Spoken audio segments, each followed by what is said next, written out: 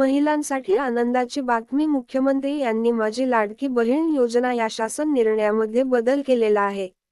याआधीच्या शासन निर्णयामध्ये रहिवासाबाबत डोमसाईल किंवा जन्म प्रमाणपत्र या कागदपत्रांची पूर्तता करणे सक्तीची होती, परंतु नवीन शासन निर्णयामध्ये कागदपत्रांसाठी मोठा बदल करून देण्यात आलेला आहे. तसेच सदर योजनेची अर्जाची मुदत वाढविण्यात आलेली आहे. तर चला सविस्तर माहिती बघूया.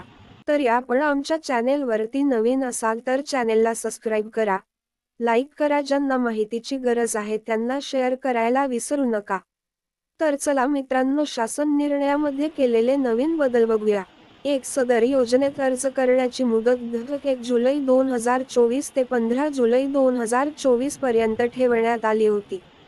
या मर्यादेत सुधारणा करण्यात येत असून आता सदर मुदत 2 महिने ठेवण्यात येत असून ती ऑगस्ट 31, 2024 पर्यंत लाभार्थी महिलांना अर्ज करता येईल.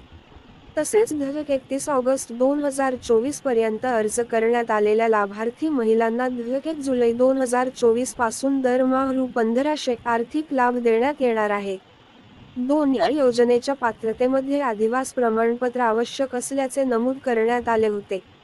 आता लाभार्थी महिलेकडे अधिवास प्रमाणपत्र उपलब्ध नसेल तर त्याऐवजी 15 वर्षापूर्वीचे 1 रेशन कार्ड, 2 मतदार ओळखपत्र, 3 शाळा सोडल्याचे प्रमाणपत्र, 4 जन्म दाखला या 4 पैकी कोणतेही ओळखपत्र प्रमाणपत्र ग्राह्य धरण्यात येणार आहेत. 3 सदर योजनेतून 5 एकर शेतीची अट वगळण्यात आली आहे. 4 सदर योजनेत लाभार्थी महिलांचा वयोगट 21 ते 60 वर्ष वयोगट ऐवजी 21 ते 65 वर्ष वयोगट करण्यात येत आहे.